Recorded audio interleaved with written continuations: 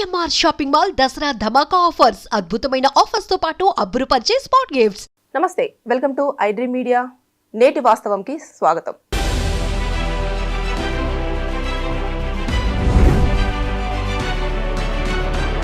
మనము ఎన్నో సమస్యలను చూస్తూ ఉంటాము, ఎన్నో ఇబ్బందులు పడుతున్న వారి యొక్క సమస్యలకు సొల్యూషన్ కోసం వెతుకుతూ ఉంటాము.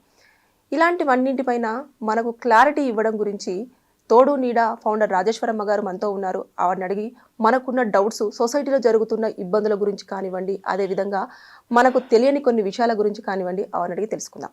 అమ్మ నమస్కారం. నమస్తే సంగీత. అమ్మ, ఇప్పుడు బతుకమ్మ అనేది చాలా సంప్రదాయమైంది. తెలంగాణలో చాలా ఫేమస్ పూల పండగ అని చెప్పేసి దానికి రకరకాల పేర్లు ఉంటాయి. సో ఈ పండగని ఈ మధ్య కాలంలో హేళన చేస్తున్నారు అనేది చాలా మంది యొక్క విమర్శ. దాన్ని మనం ఎలా చూసుకోవచ్చు? అసలు బతుకమ్మ దగ్గర ఈ డీజేలు ఏంటి, వాళ్ళ ఆటపాటలు ఏంటి, అసలు బతుకమ్మ అనే ఆట ఎలా ఉండాలి, దాని సంప్రదాయం కానివి, దాని పద్ధతులు కానివ్వండి, ఎలా చూసుకోవచ్చు అంటారు మనం? బతుకమ్మ పండగ అనేది తెలంగాణలో చాలా ప్రత్యేకమైన పండగ. ప్రకృతిని ఆరాధిస్తారు, ముఖ్యంగా స్త్రీల పండగ అది.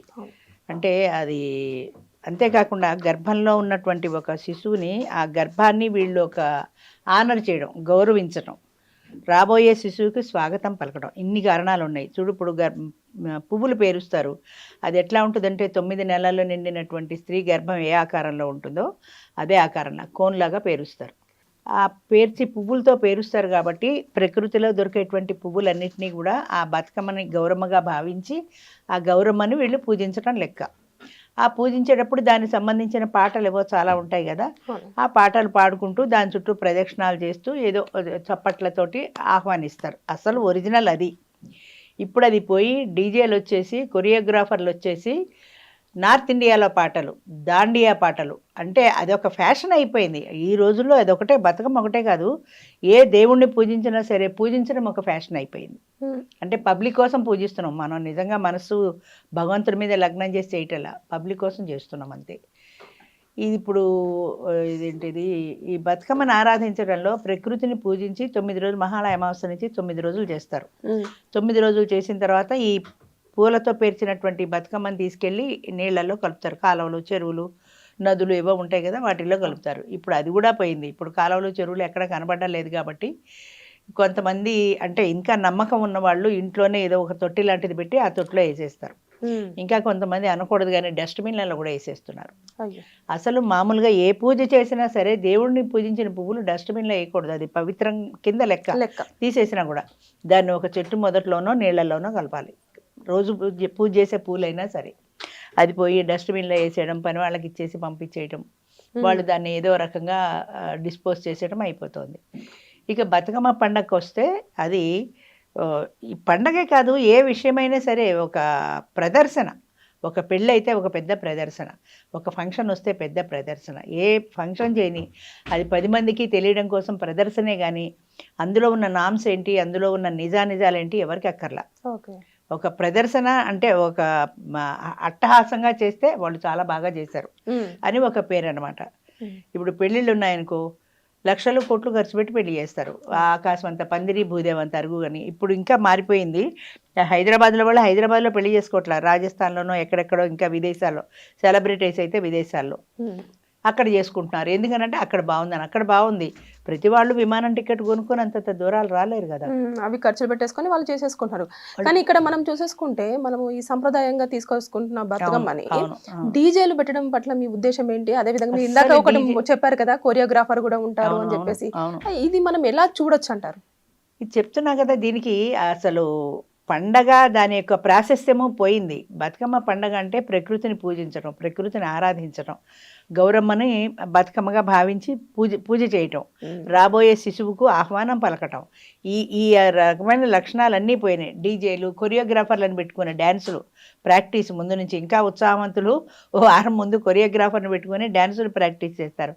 బతుకమ్మలో మామూలుగా ఇలా చప్పట్లు కొట్టుకుంటూ ప్రదక్షిణలా దాని చుట్టూ తిరగడమే తప్ప ఈ కొరియోగ్రాఫర్లు డ్యాన్సులు లేవు కదా. నార్త్ ఇండియన్ కల్చర్లో ఉన్నాయి, ఓకే, అదే నార్త్ ఇండియన్ కల్చర్, దాన్ని మనం దిగుమతి చేసుకోవాల్సిన అవసరం లేదు కదా. మన సాంప్రదాయాన్ని మనం ఎందుకు నిలబెట్టుకోవట్లా? నార్త్ ఇండియన్లో మన బతుకమ్మ స్టైల్లో వాళ్ళు పూజలు చేయటం లేదు, వాళ్ళ పద్ధతిలో వాళ్ళు చేసుకుంటున్నారు. దాన్ని మనం ఎందుకు దిగుమతి చేసుకోవాలి? దానికి ఒక కొరియోగ్రాఫర్ని పెట్టుకుని డ్యాన్సులు ప్రాక్టీస్ చేసి అన్నిటికీ మించి దాండియా ఆటలు ఆడాలి, సరదా పాటలు పాడని ఏదో పాట ఉంది. అది కంపల్సరీగా బతుకమ్మ రోజున ఉంటుంది. ఎక్కడికి వెళ్ళు, ఏ ఫంక్షన్కి వెళ్ళు, బతుకమ్మ పండగ రోజున ఆ పాట లేకుండా ఉండదు. అంటే బతుకమ్మ అంటే ముఖ్యంగా మనం గౌరమ్మ అని అంతే, చెప్పేసి గౌరవమే. అవును. సో అంత పవిత్రమైన గౌరమ్మ అక్కడ ఉన్నప్పుడు వాళ్ళు వేసే నృత్యాలు కానివ్వండి, అదే విధంగా పాటలు కానివ్వండి, చూస్తే దేవుడు నిజంగా ఒకవేళ ఉండేది ఉంటే పారిపోతారేమో. సంబంధం ఉండదు, అసలు దేవుళ్ళు కూడా పారిపోతారు. పారిపోతారేమో. అలాంటి పాటలు అంటే మీరున్నప్పుడు మీరు చూసినప్పుడు ఎలా ఉంది, ఇప్పుడు ఎలా ఉంది? ఇప్పుడు చూడు, పూర్వము మన పందిళ్ళు వేసేవాళ్ళు, శ్రీరామనవమి పందిళ్ళు అని ఉండేవి నా చిన్నతనాల్లో. ఆ పందిళ్ళల్లో తెరగట్టి అదేంటి సినిమాలు అవి వేస్తుండేవారు, పాటలు అవి వేస్తుండేవారు. ఆ పాటలు దేవుడి మీద పాటలు ఎక్కడా కనపడవు. ఆ పిల్ల తస్స చెక్క ఇలాంటి పాటలే ఉంటాయి. పరమ అసహ్యకరమైనటువంటి సాహిత్యం.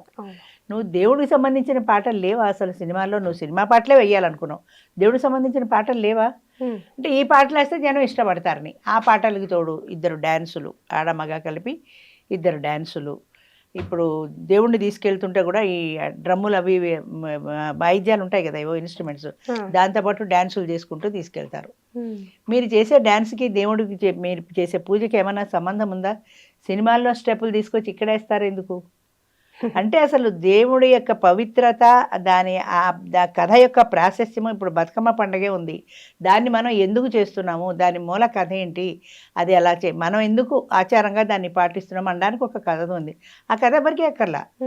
అది కాకుండా డ్యాన్సులు కావాలి, డ్యాన్సులకు ఒక కొరియోగ్రాఫర్ కావాలి, డ్రమ్స్ కావాలి, డీజే కావాలి. డ్యాన్సులకు ఉన్న ప్రాధాన్యత అసలు పూజలో లేదు. ఇంకా వాళ్ళు ఏవేవో పువ్వులు ఏమేమి పువ్వులు పెట్టాలో చెప్తారు. ఈ సీజన్లో బంతి పూలు దొరుకుతుంది. మొన్న ఎక్కడో చూశాను, కాగితం పూలు కూడా మధ్య మధ్యలో పెట్టేశారు. అంటే సహజమైన పువ్వులు పోయి ఆర్టిఫిషియల్కి మీరు ప్రాధాన్యం ఇస్తున్నారు.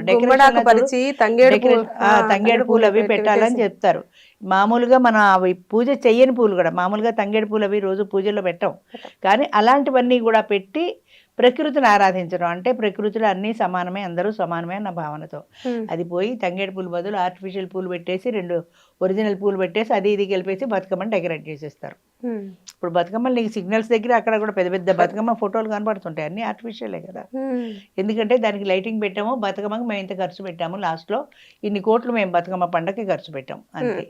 అంతేగాని సంప్రదాయాన్ని తెలియజేసే సంగతి అసలు లేదు, ఎక్కడా లేదు, ఎక్కడా లేదు. నెక్స్ట్ జనరేషన్ కి అసలు బతుకమ్మ ఫెస్టివల్ అంటే, గౌరమ్మ అంటే తెలియాలనే తెలుసు. ఆ రోజు వాడు ఆగస్టు 15 ఏంటంటే ఆ రోజు స్కూల్కి సెలవిస్తారన్నట్టు. ఆ పిల్లడికి అది ఒకటే తెలిసింది.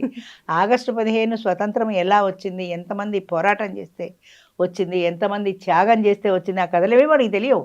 వాడి పేరెంట్స్ చెప్పలా, స్కూల్లో టీచర్లు చెప్పలా. వాడికి తెలిసిన నాలెడ్జ్లో ఏంటంటే ఆగస్టు 15 స్కూల్కి సెలవులు ఇస్తారు, ఒకవేళ జెండా ఎగరేస్తారు, ఇస్తే చాక్లెట్లు పంచి పెడతారు. అంతకు మించి చాక్లెట్లు ఎందుకు పంచుతున్నారో తెలియదు.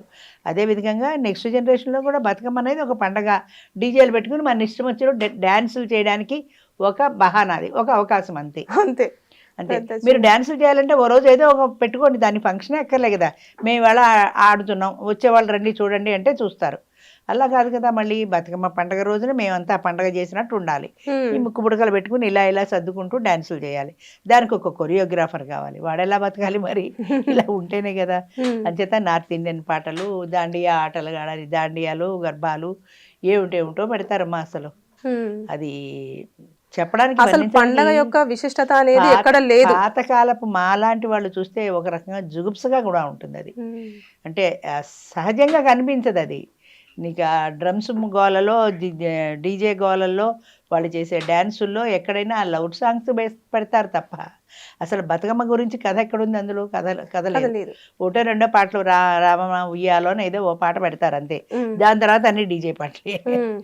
ఒకప్పుడు మాత్రం అంత పాడుకుంటూనే, ఆటలు ఆడుకుంటూనే ఉద్దేశం కూడా అదే. ఇప్పుడు ఇట్లా క్లాప్స్ కొడుతూ చేస్తారు.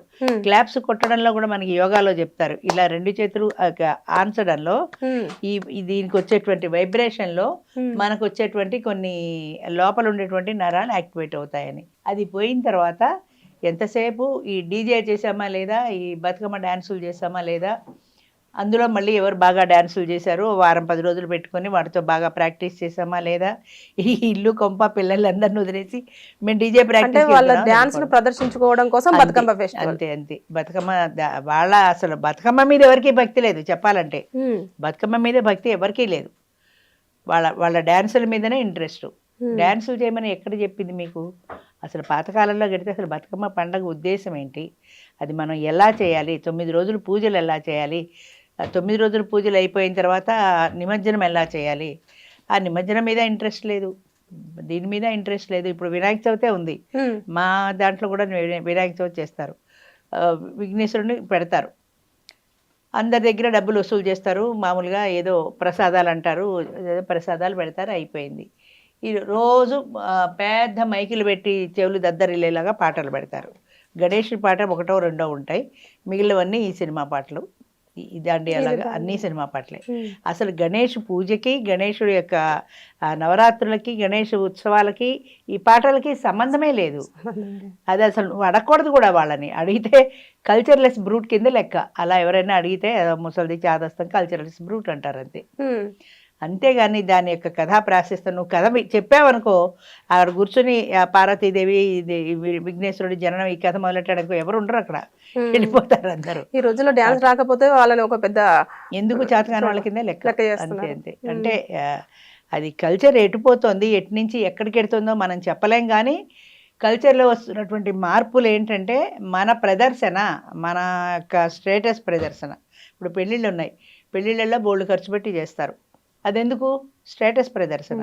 పెద్ద పెద్ద హాల్స్ బుక్ చేస్తారు, 1500 2000 పెట్టి భోజనాలు పెడతారు, ఒక్కొక్క ప్లేటు, కనీసం 500 మంది ఉండాలి, 500 మంది సరిపడా హాల్ బుక్ చేస్తే 500 మంది జనాలు ఉండాలి అక్కడ. ఇన్ని లక్షలు ఇన్ని కోట్లు ఖర్చు పెట్టి ఎందుకు చేస్తున్నారు? నాకు బాధ కలిగే అంశం ఏంటంటే, అట్లా అనకూడదు, కామెంట్ చేయకూడదేమో, ఇంత ఖర్చు పెట్టి ఇన్ని కోట్లు ఖర్చు పెట్టి ఇంత అట్టహాసంగా పెళ్లి చేస్తే, వీళ్ళు 5 కోట్లు ఖర్చు పెట్టి పెళ్లి చేస్తే కనీసం 5 ఏళ్ళు వాళ్ళు ఉంటారో ఉండరో తెలియదు, అసలు ఫస్ట్ యానివర్సరీకే ఉంటారో విడిపోతారో తెలియదు.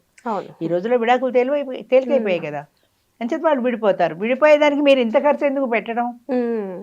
అంటే మా ప్రదర్శన, మేమంత డబ్బున్న వాళ్ళం, మేమంత గొప్ప వాళ్ళం, మేమంత ఘనంగా చెయ్యగలమని మా కెపాసిటీ ఏంటో చూపించాలి. ప్రదర్శన చేసేసుకొని డాన్సులు చేసేసి డీజేలు పెట్టేసుకొని కొంచెం ఉంటారు, కష్టమైతే విడిపోతారు, తర్వాత సంగతి. మేము మాత్రం అట్టహాసంగా చేసాం అంతే.